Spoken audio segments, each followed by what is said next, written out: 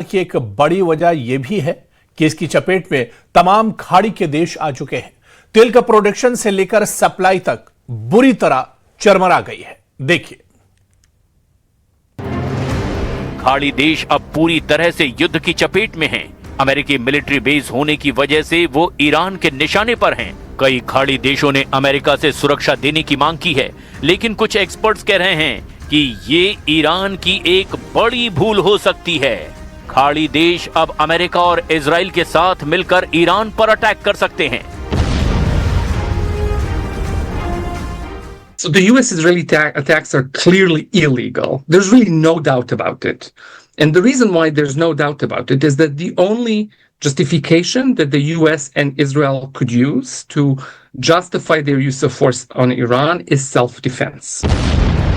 इस जंग का असर अब खाड़ी में तेल के उत्पादन को प्रभावित करने लगा है।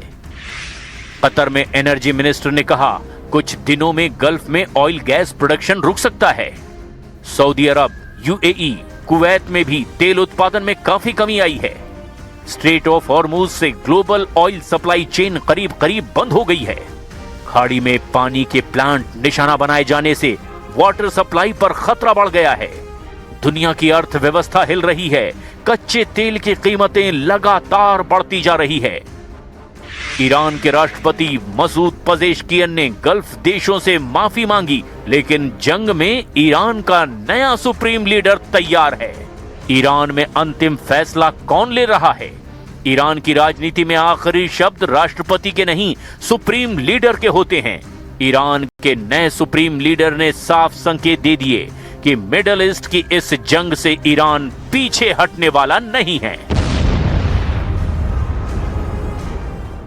یک هفته تقریبا انتظار و اون شوکی که پس از شهادت آیت الله خامنه‌ای در واقع به جامعه و در واقع ملتمون وارد شده بود و منتظر بودیم و خیلی خوشحالیم که الان رهبر انتخاب شده و مطمئنیم که این مسیر ادامه داره دیگه، باز اقامت ایشون. و واقعا حس خوشحالی بود و واقعا نمی‌دونستیم که از غم از دست دادن رهبر گریه بکنیم یا خوشحال باشیم.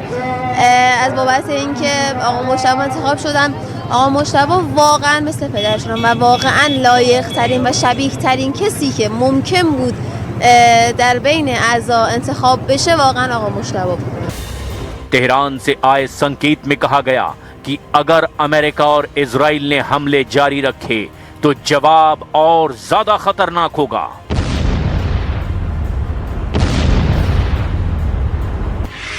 ईरान में सेना और आईआरजीसी सीधे सुप्रीम लीडर को रिपोर्ट करती हैं। विदेश नीति और युद्ध का अंतिम फैसला खुद सुप्रीम लीडर लेते हैं। बैलिस्टिक मिसाइल और ड्रोन प्रोग्राम भी सुप्रीम लीडर के कंट्रोल में होता है।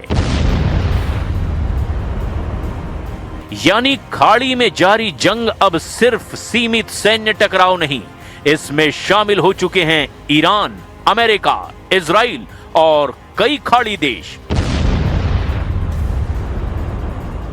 तेल के कुएं जल रहे हैं, रिफाइनरियां धुएं में डूबी है और खाड़ी के समंदर में अमेरिकी युद्धपोत खड़े हैं। मिडिल ईस्ट में यह टकराव अब सिर्फ मिसाइलों की लड़ाई नहीं, ये लड़ाई है तेल की, ताकत की और शासन की।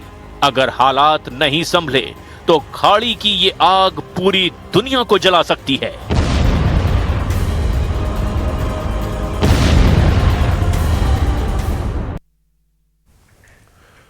और यहां पर रुकेंगे फिलहाल बहुत छोटे से ब्रेक के लिए।